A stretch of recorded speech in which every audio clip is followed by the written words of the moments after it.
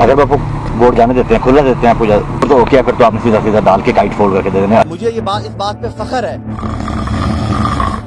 ये वैसे horse trading है कि नहीं? यस,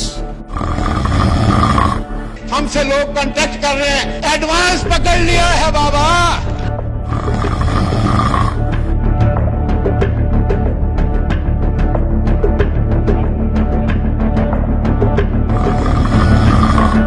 हमारा वसी तजर्बा है इलेक्शन चोरी करने में। आप 2013 में चोरी करवा के इलेक्शन आए। यार हर इलेक्शन चोरी हुआ है, मैं भी चोरी करवाएगा, मेरा क्या कर लेंगे आप?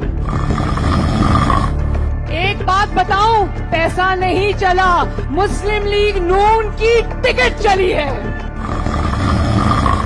वजीर आजम इमरान खान आज सवात का दौरा करेंगे और अवामी इज्तिमा से भी खिताब करेंगे। बीच जलसा में शिरकत करने पर इलेक्शन कमीशन ने वजीर आजम को नोटिस जारी कर दिया।